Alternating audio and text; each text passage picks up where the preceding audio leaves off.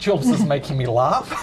Welcome back to Kontroversy on TANnetwork. This is the program that pretty much the girls have stories from around the globe that are usually pretty weird. Out there. Yeah, weird. So, and one thing I should actually just quickly say from the previous story is that the religion of today is money. Do you know what I mean? It's true. Like I actually should have said that's actually quite a pivotal point. Yeah. So don't even go there. I worked for a man for 11 years and made him millions and millions of US dollars who was a Scientologist. I think each religion fit each personal character. Oh, exactly. You know, you've got to do what you've got to do. Do you know what I mean? Very much. So, like, you know, if it's not too crazy. Exactly. but I do really believe, just getting back from the previous story, we do actually need religion to sometimes control circumstances so we don't get out of control. Do you know what I mean? You know, but I'm talking about the beautiful circumstances. Like Buddhism is a beautiful philosophy and religion, or I look at it as more of a philosophy, and it actually does keep people on the straight and narrow. Yeah. Do you know what I mean? So anyway, Darling Golf, contestants deliver electric shocks in controversial French TV game show. I kid you not. So we're going talking about belief. Seriously, you're gonna want to hear this. So apparently it's supposed to be show on Wednesday in France, like on prime time. So hopefully, you know, very soon. I'm inspired about our Wednesday show here. And you know, it's a documentary about how far will the television go. And it's called The Zone Extreme, and all the 80 contestants were told that there will be a pilot, a TV program, a pilot program, and this program is what they do is having each contestant and going in and then give each other the electric shock. Oh my God! But really? The thing is, not each other. Like they thought that the person, like this woman, thought that that guy was the rival, like you know, the opponents, like that, you know, competed with her, and he is screaming and yelling, and is that they would go, they would go to a certain extent, and there were people in the actual studio who's sharing punishment, and the guy would, like the TV host, the fake TV host, would, you know, just kind of encourage, go on, do it. So is it? You can actually see how much pain he's in also. 82% would go until the guy was almost like, looked like he's dropped dead. Oh my God. So it's real electrocuted. Well, no, the guy is an actor.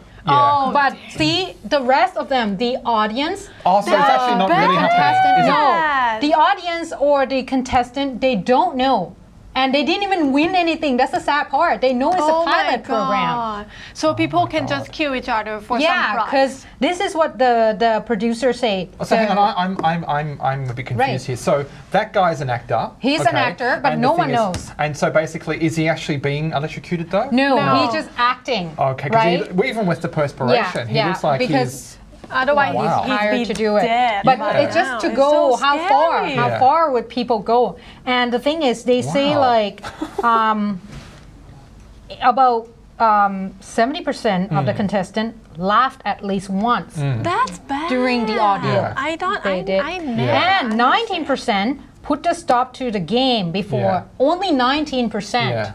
And that's, I think they say that only 16 of them walked out. Yeah, but let me just say that after actually living in France before, when I was a young model, is the French, you know, actually especially in the Middle Ages, actually devised some of the best torture methods for interrogation in the Western world. Right. And the thing is that, like, and also too, they had the guillotine, which was a pretty interesting thing. Why? But this is year 2010. But what I'm trying to say is that even if you see now, even what's happening in Thailand with certain groups of people, inside all humans, there's an aspect of humans want to see violence that are not necessarily want to see violence, but are violent and then want to see violence. Do you know what I mean? So to speak. Whereas, like, say we had a thing about football, like, you know, via your story, like a little while ago, or one of your stories, excuse me. And the thing is that. And that's supposed to be a game of freedom and chance and prosperity, and it turned into violence. Do you know what I mean? So pretty much the human psyche on a Western level, do you know what I mean, which is now going into the Asiatic level, is always full of this type of thing. So it doesn't surprise me, do you know what I mean? But this is the thing. This is the experiment. The guy that the producers that did this, he said that this is based on the Milgram experiment, which is done in 1963 to explain, you know, the trial on Adolf Eichmann on Nazi Jews that were, you know, deported to be killed, to see like how much people would audience, like how would you go, like why would this happen? Why would a person would deport it, you know, how far exactly? And they say like once you put in the position of the other person who are having almost like a higher power over you, you would go to a certain extent to do such a thing. You would do it. This is 80%. This is 82%. This is totally psychological research. This is like this crazy. is what Milgram did. He have actor, and which is the. So it's like some kind of similar kind of process? So the guy who are sitting, like the V would be the person who tell like the, you know, the power, whatever, the powerful figure. And the L part would be the person who actually pushing the machine. Okay, And the person in green right there, the S, would be the person who in the other room, the actor. And they say like the person, like when Milgram did, he actually stabbed the guy, the person, you know, the learner, which is the L, to see like, you know, this is how much you're gonna, put on the other side of the room. And the person knows, and he said that they would go, most of them would go to a certain extent to like, and the guy would bang on the wall and it would not stop as long as the authorities said to keep on continuing. Maybe there will be some point in my life that I would want to do that to people, but I don't. And they say like, but some people I don't know. I don't think I want to. Well, that's the thing, because they have audiences, dude. Think about this: when you in the large crowd. But this is psychology too, exactly. right? When you with the crowd with the same kind of energies, like kind of support each other and make it like. Which is happening right now. Yeah, exactly.